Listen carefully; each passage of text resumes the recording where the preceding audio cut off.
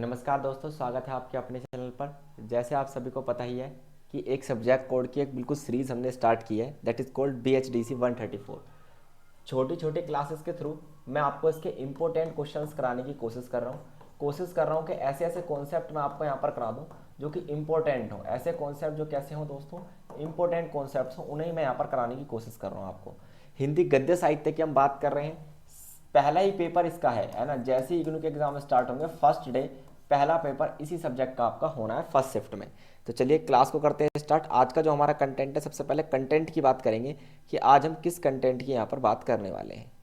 तो आपको उम्मीद है साफ साफ चीज़ें दिखाई दे रही होंगी, साफ साफ तुम्हें मेरी आवाज़ सुनाई दे रही होगी दोस्तों। इसमें कोई भी दो राय आपके लिए नहीं होने वाली। तो आप एक बात बताइए यहाँ पर सीधी सी कि हम यहाँ पर क्या सिलेबस की बात कर रहे हैं। सिलेबस है आपका गद्य साहित्य का। तो आप यहाँ पर देखेंगे गद्य साहित्य में पहला पॉइंट आपको बनता है हिंदी गद्य की पृष्ठभूमि। हिंदी गद्य की पृष्ठभूमि कहाँ से बनती है? जब ब्रजभाषा में गद्य साहित्य लिखा जाता है और उसके बाद किसमें, खड़ी बोली में लिखा जाता है। ठीक है। इसके अलावा यदि आपको नहीं पता, कुछ लोगों को गद्य क्या होता है, तो मैं आपको बता देता हूँ।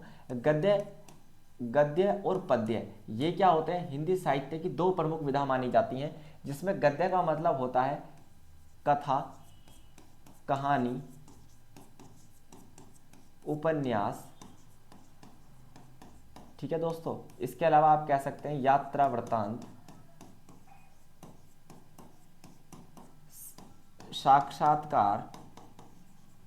ये सब क्या है? गद्य की विधा है। जबकि पद्य की विधा क्या होती है? जैसे कविता हो गई आपकी, रस छंद हो गया आपका, छंद हो गए। ठीक है। इसके अलावा आपका छंद में भी कई हैं, कवित्व छंद है, समैया छंद है। तो जितनी भी कविताएं वगैरह आपकी होती हैं दोस्तों, वो क्या होती हैं? पद्य होती हैं। और जितनी भी ये आपको चीज़ें दिखाई दे रही हैं जिसमें एक लंबी चौड़ी गाथा हो, दैट इज गद्य। तो गद्य की शुरुआत कहाँ से होती है? ब्रज भाषा के गद्य से, फिर खड़ी बोली का गद्य आता है धीरे धीरे। और गद्य के विकास की बात भी हम यहाँ पर करेंगे कि हिंदी गद्य का विकास किस प्रकार हुआ। ये तीनों टॉपिक आप बुक में से पढ़ेंगे तो ज़्यादा बेहतर है, क्योंकि ये इतने इंपॉर्टेंट एग्जाम के पॉइंट ऑफ व्यू से नहीं होते। डायरेक्ट क्वेश्चन आता है हिंदी गद्य का विकास किस प्रकार हुआ, ये आपको हमारे पेड नोट्स में मिल जाएगा। इसमें समझाने वाली कोई बात है ही नहीं, क्योंकि ये क्वेश्चन बहुत कम एग्जाम में आता है। पेड नोट्स में आपको इसका पूरा एक्सप्लेनेशन मिल जाएगा कि हिंदी गद्य का विकास किस प्रकार हुआ, जिसमें आप जानेंगे हिंदी गद्य के विकास के कारण क्या थे, प्रारंभिक गद्य लेखन किस प्रकार का था, और अंग्रेजी भाषा की नीति किस प्रकार की थी। ये तीनों ही कॉन्सेप्ट ऐसे बहुत कम एग्जाम में आते हैं। तो इसलिए आज की क्लास में ब्रज भाषा के गद्य, खड़ी बोली के गद्य की बात करेंगे, भारतेंदु युग, द्विवेदी युग और प्रेमचंद युग की बात करेंगे। ये तीन युग ऐसे हैं जिन्होंने गद्य साहित्य के विकास के स्वर्ण युग कहा जाता है। क्योंकि द्विवेदी जी वैसा तो सामान्यतः कवि के रूप में कार्य करना इन्होंने शुरू किया था, लेकिन इनके निबंध और इनकी कहानियां बहुत ज़्यादा क्या हुई, उपन्यास के तौर पर फेमस हुई। तो ये आज का सिलेबस है, यानी आज हम जो करने वाले हैं यही वो कॉन्सेप्ट है जो आज हम कवर यहाँ पर करने वाले हैं।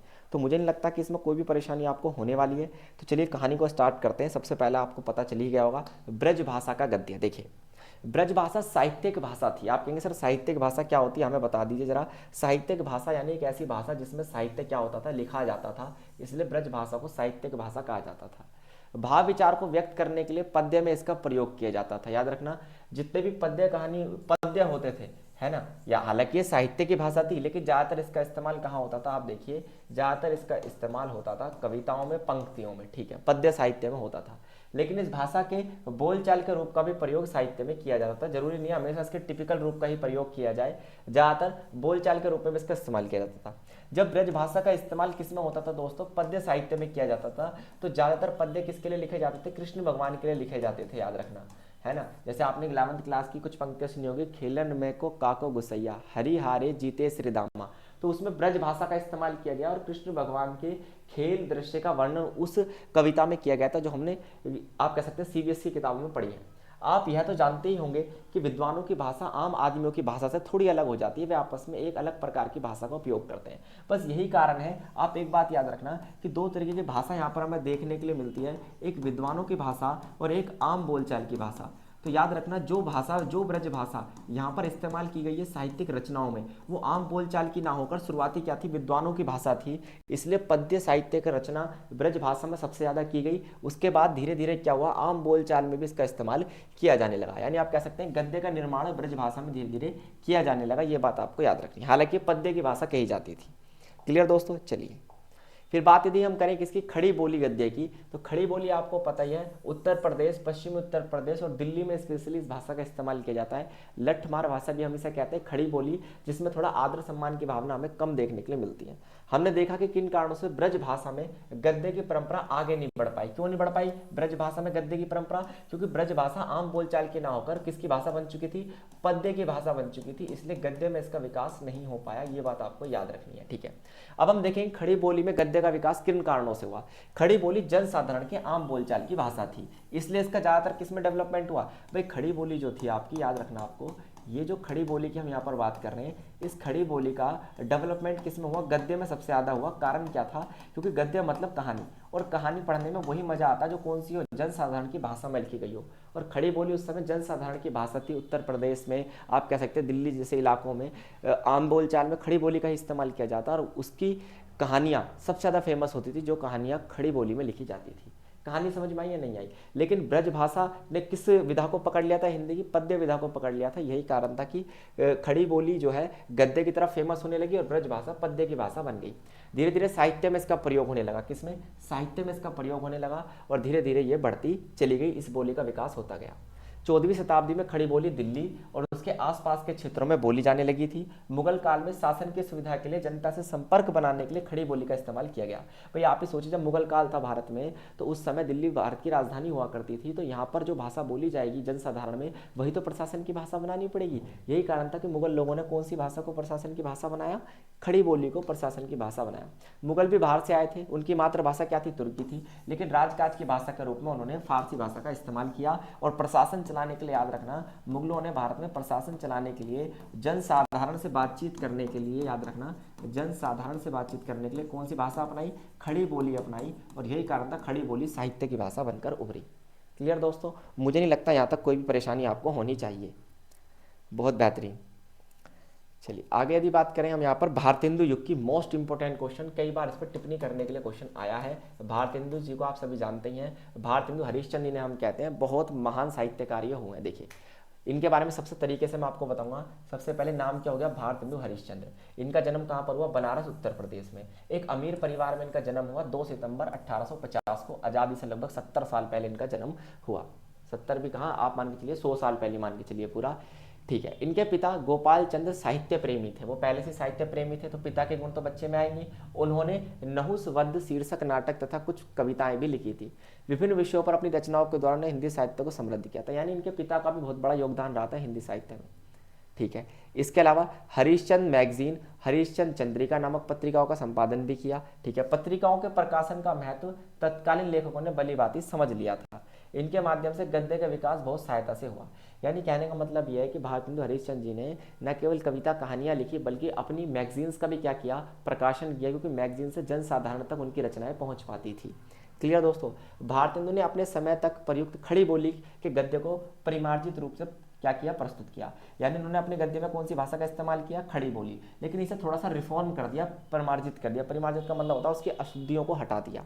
याद रखना, उनकी रचनाएं जहां श्रृंगार, देशभक्ति, ईश्वर भक्ति से जुड़ी थी, वहीं तत्कालीन समाज की अवस्था को भी दर्शाती थी। यानी आप कह सकते हैं कि इनकी रचनाएं भी कहीं ना कहीं यथार्थवाद से प्रेरित थी। और यथार्थवाद से प्रेरित होने का मतलब क्या है कि ये समाज की वास्तविकता को दिखाने का काम करती थी। समाज में वास्तव में क्या हो रहा है इसको दिखाने का काम करती थी। किसकी रचनाएं? भारतेंदु हरिश्चंद्र जी की रचनाएं। याद रहेगी इतनी बात, मुझे नहीं लगता यहाँ तक कोई भी परेशानी आपको हुई। बहुत बेहतरीन। अभी थोड़ा सा बात करते हैं द्विवेदी युग की। द्विवेदी युग में भी इंपॉर्टेंट क्वेश्चन कई बार एग्जाम में आया है। अगर आप इसके पेड नोट्स चाहते हैं तो आप कहाँ जा सकते हैं, हमारे व्हाट्सएप नंबर पर जा सकते हैं, मिल जाएंगे। भारतेंदु जैसे जैसे प्रतिभा संपन्न व्यक्ति के कारण, है ना, हिंदी गद्य के विकास में बहुत तेजी आई, क्योंकि उन्होंने खड़ी बोली को अपना आधार बनाया। उनकी प्रेरणा से लेखकों की एक मंडली तैयार हो गई थी। यानी देखिए भारतेंदु जी से प्रेरणा लेकर द्विवेदी जैसे क्या हुए, आपके क्या हुए कह सकते हैं, लेखक उभर के सामने आए। उनकी प्रेरणा से लेखकों को एक मंडली तैयार हुई। कहाँ से प्रेरणा मिली? हरिश्चंद्र जी से, ठीक है। इस मंडली ने अपने लेखों से हिंदी गद्य को और समृद्ध बनाया। इस मंडली ने बहुत से लेख लिखे और बहुत समृद्ध से बनाया। इस दौर में अंग्रेजी पढ़े लिखे लोगों ने भी हिंदी में लेखन कार्य किया था। इस युग के लेखों की दृष्टि से हिंदी के प्रचार प्रसार पर अधिकाधिक थी। याद रखिए, जिन लोगों को अंग्रेजी भाषा आती थी, जिन लोगों को कौन सी भाषा आती थी, अंग्रेजी भाषा आती थी, उन्होंने अंग्रेजी भाषा को छोड़कर हिंदी साहित्य पर अपना करियर बनाना शुरू किया, क्योंकि उस समय हिंदी साहित्य बहुत चरम पर चल रहा था। ये बात आपको याद रखनी है, ठीक है। भारतेंदु मंडल के लेखकों में भाषागत दोष थे। क्या थे दोस्तों?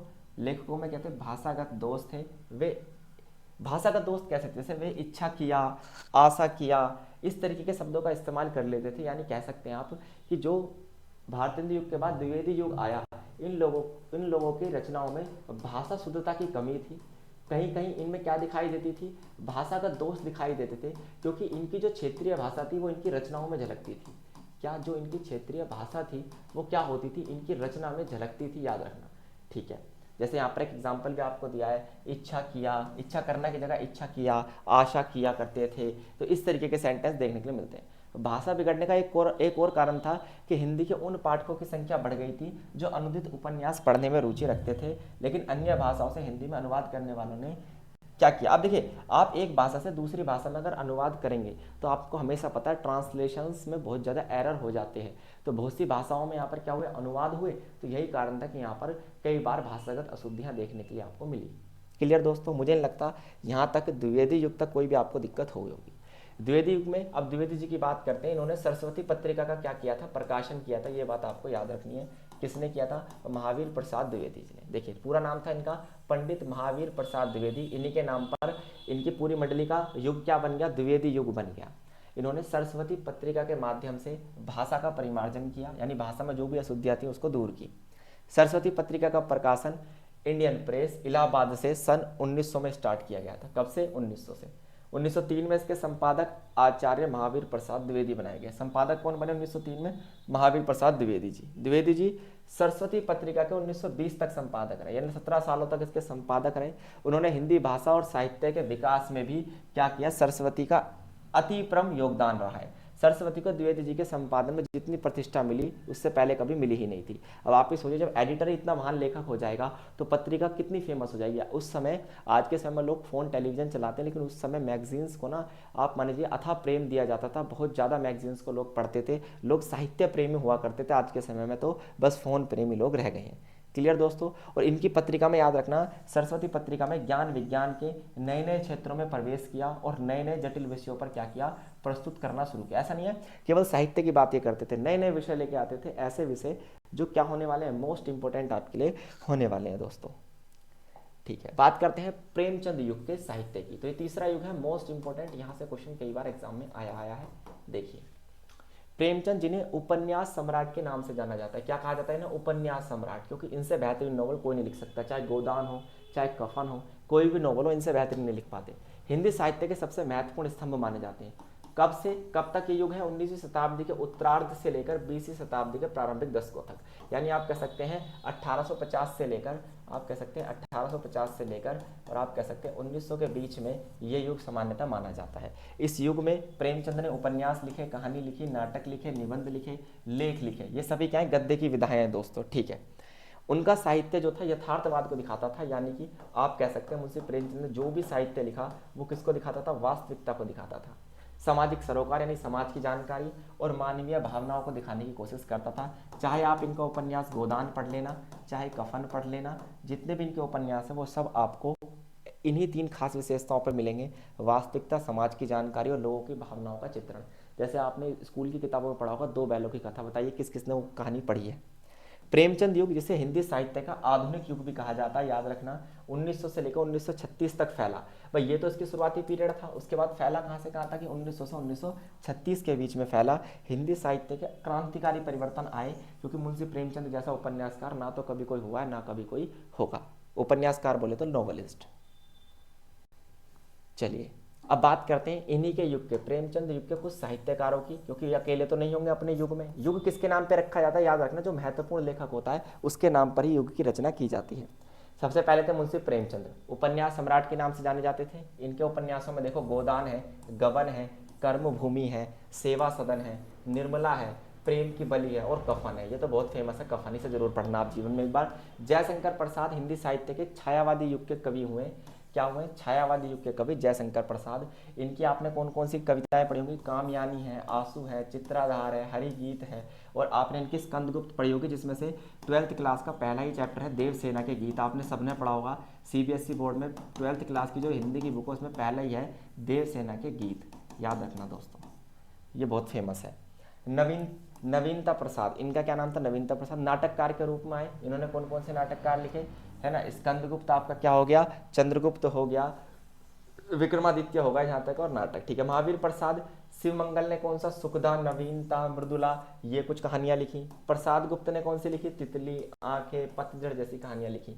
तो ये वो रचनाकार और साहित्यकार और लेखक हुए हैं जो प्रेमचंद युग से संबंधित है। और मुंशी प्रेमचंद ने भी क्या किया, भारत में उपन्यासों की रचना करने में बहुत बड़े, आप कह सकते हैं सम्राट की उपाधि धारण इन्होंने कर ली थी। इतने महत्वपूर्ण उपन्यासकार ये माने गए। क्लियर दोस्तों, मुझे नहीं लगता यहाँ तक आपके साथ कोई भी समस्या होने वाली है। तो आज के लिए केवल इतना ही। यहाँ पर हमने बात की द्विवेदी युग की और किसकी, भारतेंदु युग की, और साथ में बात की है मुंशी प्रेमचंद युग की। और साथ साथ हमने यहाँ पर खड़ी बोली में किस तरीके से साहित्य की रचना की गई और क्यों की गई, और ब्रज भाषा किस तरीके से पद्य की भाषा बनी, ये मैंने आपको बताया। अगली क्लास में फिर मिलेंगे इसी सब्जेक्ट कोड के साथ। आज के लिए केवल इतना ही। थैंक यू, धन्यवाद, नमस्कार।